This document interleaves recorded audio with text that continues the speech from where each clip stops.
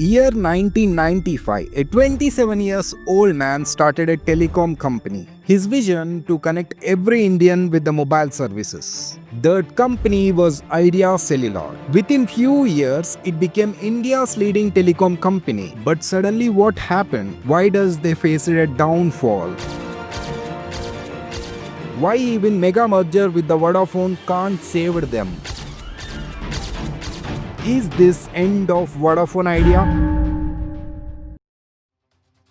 In 1993, India's telecom market was completely dominated by the Government of India. In simple terms, it's a government's monopoly. Getting a mobile connection was not even easy. You have to apply first, wait for months to get just a basic mobile connection. In fact, there was only one mobile connection for every 100 people in India back then. But in 1994, things started changing. The government introduced the National Telecom Policy. This policy opened the doors for private companies to enter Indian telecom space. That's when India see the birth of telecom revolution. That year, 2G mobile services were officially launched in India. And suddenly new telecom race began, but there were only 5 players in the market. 1. Dot, known as a BSNL. 2. MTNL. 3. Modi Telstra. 4. Bharti Airtel. 5. Max Touch. But even mobile services began, there was a big problem. Most people in India can't even afford a phone. Mobile phones were seen as a luxury products. Even someone managed to buy a phone, making a call was insanely expensive.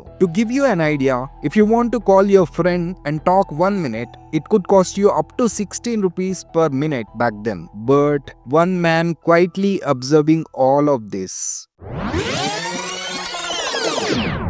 Cautious by nature, or are you a risk taker? I take risks sometimes. Kumar Mangalam Birla, a 27-year-old man, seen a huge gap in the Indian telecom market. While other telecom companies were targeting big cities and rich customers, he wanted to provide network at low cost in the small towns and villages. And that's when in 1995 he started the Birla Communications. Back then, most of the telecom services were focused on cities like Mumbai, Delhi, Kolkata, Chennai, Hyderabad, but Birla took a different approach. Birla Communications started operations in just 2 states, one Gujarat to Maharashtra, excluding Mumbai. But what made this move so special? Simple. Birla Communications' complete focus was small towns and villages, places that big companies completely ignored. But Birla also understood a harsh truth. Even if telecom services are reached in the villages, demand was limited because most of the ordinary people can't even afford a phone back then. To understand that, look at this. A basic Nokia 2110, one of the most popular phone back then, cost around 30,000 rupees. Meanwhile, average monthly income of Indian back then was 1200 to 1500 rupees. That means owning a mobile phone cost the equivalent amount of 2 years of their salaries. Because of that, Birla Communication had to heavily dependent on business users and premium customers only, even though the long-term vision was clearly focused on providing services to small towns and villages. To make this vision real and grow across India, Birla used a strategy of many mergers. His plan was simple: focus on growth first. Over the next few years, Birla Communications went through multiple mergers, including with Tata Cellular, AT&T, and in 2004, finally the company renamed with Idea Cellular. Then in 2004, everything changed. The golden era of Idea Cellular begins.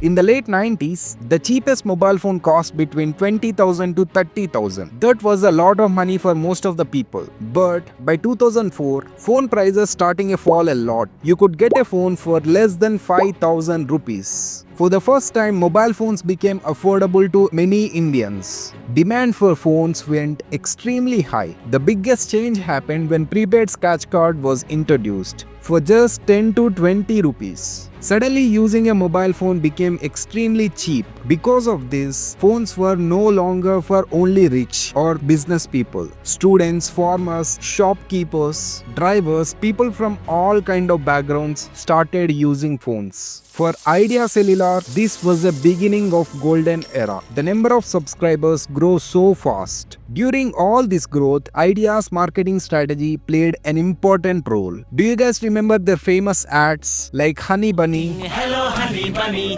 feeling something something. Hello honey bunny, tongo tongo. Or their famous slog like, "What an idea, Sir Ji." What an idea, Sarji.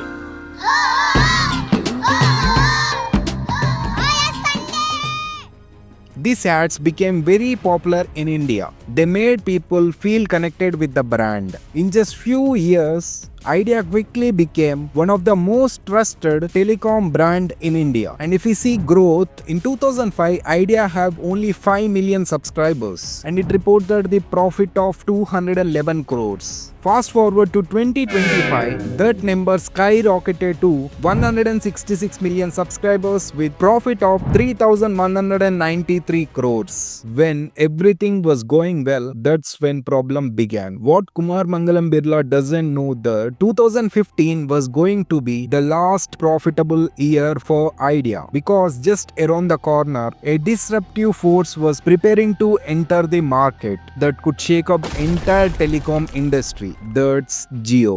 Mukesh Ambani has said Reliance Jio will be ready to commercially launch its 4G telecom services in second half of 2016. There are 5 different generations in telecommunication: 1G, 2G, 3G, 4G, 5G. 2G was existed between 1995 and 2013. Speed 100 kbps. 3G was existed between 2013 to 2016. Speed 10 mbps. 4G existed between 2016 to 2022. Speed 100 mbps to 1 gbps. Currently 5G running with up to 10 gbps of the internet speed. Let's say a telecom company is covering 2G network around 100 kilometers radius. They need only 3 towers. That's because 2G and 3G low frequency spectrum bands, usually between 9 MHz to 2100 MHz. With one tower, they could cover up to 30 to 35 kilometers. But there was one downside. 2G offers the speed up to 200 kbps and 3G between 2 Mbps to 10 Mbps speed only. Now let's talk about the 4G. Let's say a telecom company is covering 4G network in 100 kilometers radius. They would need around 20 towers. That's because 4G works on high frequency band like 1800 MHz to 2300 MHz. Higher frequency means fast internet. But the biggest problem here is signals don't travel too far like in the 2G or 3G case. A single 4G tower could cover between 5 to 8 kilometers in the city and 10 kilometers in the village because there are no buildings in the villages. Now let's talk about the 5G. Let's say a telecom company want to operate 5G network around 100 kilometers radius, 50 to 100 towers required because 5G uses the high frequency to provide fast internet. If a small wall comes between your phone and tower, the speed will decrease drastically. If we see clearly these all technologies, every 7 years technology changes, right? Even if a telecom company is profitable today, it does not guarantee success tomorrow because technology keep growing rapidly. But that's not at all. Along with spectrum cost, companies have to invest heavily in upgrading infrastructure, buying new network equipment, and they have to invest money on research and development, and they also invest on marketing and customer support. If we consider all of this cost, we could easily understand telecom business is capital intensive and requires continuous investments just to keep up with the technology changes. Mukesh Ambani understood this very well and he launched the Jio exactly when 4G was introduced. The timing of Jio launch was extremely strategic because other telecom services like Airtel, Idea, Vodafone were still stuck with the 2G and 3G services. Jio built the entire infrastructure in 4G network. They don't have any legacy baggage or outdated towers, just fresh all 4G network. Then also Jio launched attractive offers like free SIM, free high-speed internet and free phone calling. Do you guys really think anyone could spend 250 rupees for 1 GB of data or 1 rupee for single minute of call? No, right? When people heard about Jio, everyone rushed to get Jio SIM. There were huge lines outside the stores. Most of the phone numbers ported overnight because Jio came with the perfect moment with the right offers. It completely disrupted the market and companies like Idea, Airtel, Vodafone Vodafone couldn't compare with the Jio. Their networks were slow, they couldn't offer services for free. Idea was completely squeezed in this competition. Look at these numbers, how badly they affected. In 2015, they reported a profit of 3,193 crores. But by 2018, that number went to loss of 4,168 crores. Idea Cellular was completely bleeding, and to stay alive in the market,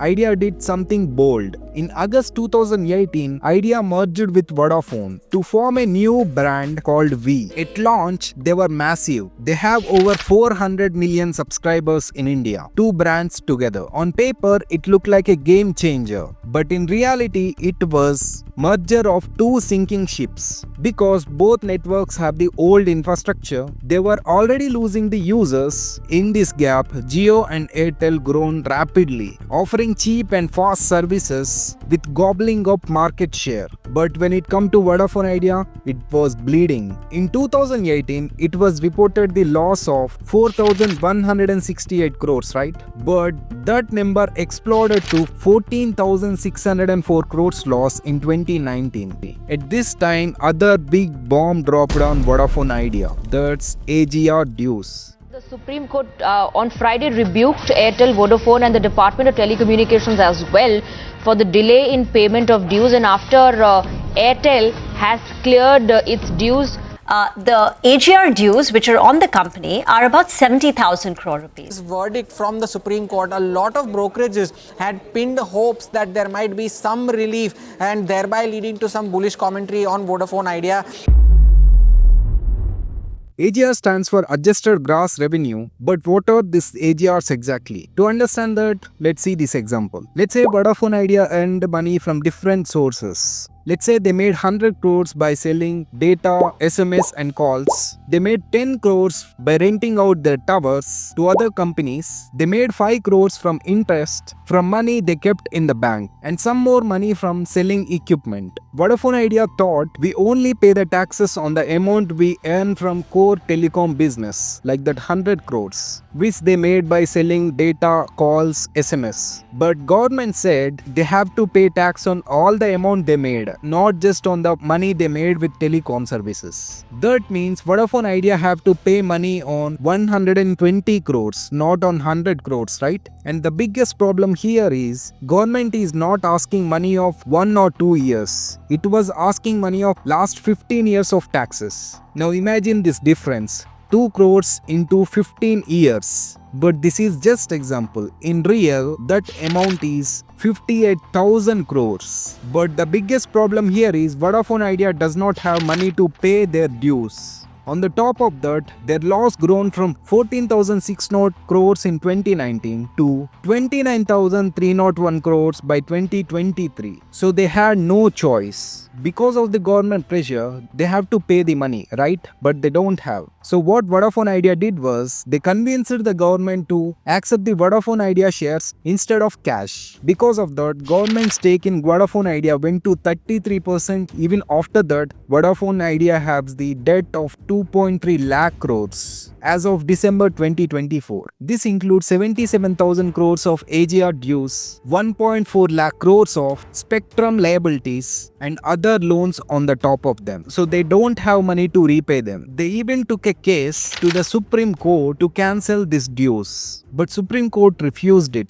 Now as of today, the government owns half of Vodafone Idea company. In fact, recently the company has warned the government, if government not going to provide help to them, the company may not operational after 2026, which means bankrupt. Now imagine, if Vodafone Idea bankrupted, Vodafone Idea's half of the stake held by the government, and that shares also go to zero. Now guys look, if government losing the money means we are losing the money, right? The biggest question here is this really end of the Vodafone Idea? That we still doesn't know. But what I think is Vodafone Idea has to survive, because if it get bankrupted, we will left with 2 telecom players. And when there is no competition, they easily raise the prices together. And that's why the falling of Vodafone Idea is might not good. That's what I think. So what do you guys think? Should government bail them out? Let me know in the comment section. If you guys like my explanation, please make sure like and subscribe and hit on that bell icon. See you on the next video.